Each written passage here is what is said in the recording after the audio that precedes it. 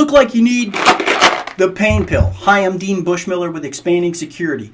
The pain pill is every Tuesday for 3 minutes, and I'm trying to find one thing that can make us more secure, make us better at our job, and make our job better for us. You can get your free class today by going to bit.ly painpill31. It's going to be 12:30 Central Time. I hope you can join us.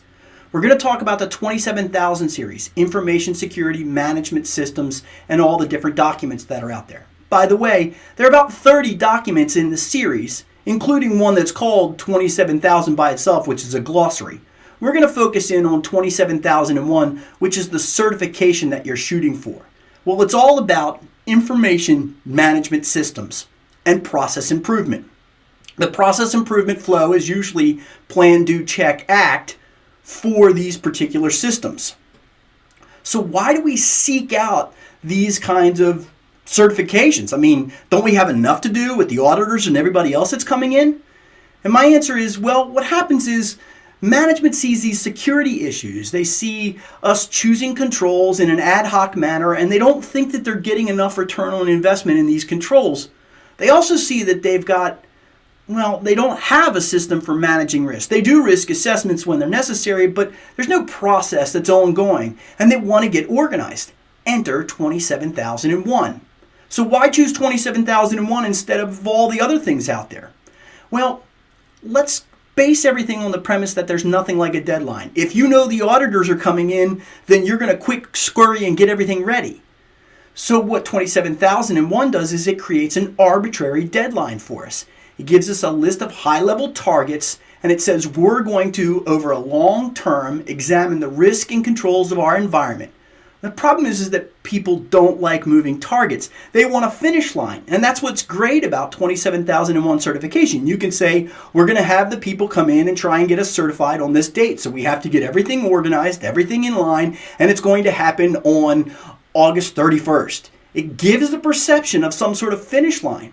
The nice thing is that management sets this deadline for certification that gives us a finish line, and that's what people go after. Now, it still is a moving target because, remember, it's process improvement. So one of the questions that I always get asked is, can we get this done in chunks?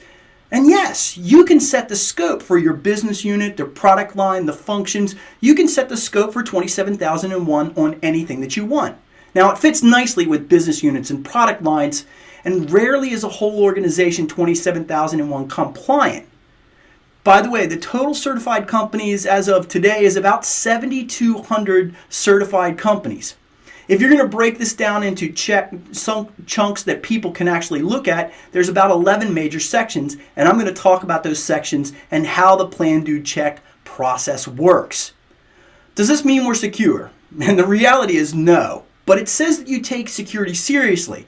You've examined security to the best of your ability, what makes sense for your company, not for every company out there. You're also going to direct your resources evenly and consistently. That means that you've looked at all the things, and this is the best choice that you can make today. The side benefit is that larger contracts have a lot of language about process improvement, auditability, security of systems, and 27001 makes a really clear statement for those large contracts out there. It says your company cares about security as part of the long-term business goal and a part of the mission. Your action item on this is to read the standard itself. Now, most of the time, I kind of wince at paying $110 for 42 pages worth of information. ANSI has a special right now, and if you go to our site, you can look at the link that'll lead you there, and it will get you the certification document, not the certification, for about $30. This means that you get a plan or a start to plan that you can implement within your organization when your managers come up to you and say, hey, what kind of certifications do we need to prove security because I've got a lot of auditors yelling at me? You get this process that you can work for yourself. Remember, you're going to have to pay for it for the organization. Now, you can get more at expandingsecurity.com or going to our YouTube channels. I always suggest that people sign up so that they can come to our class.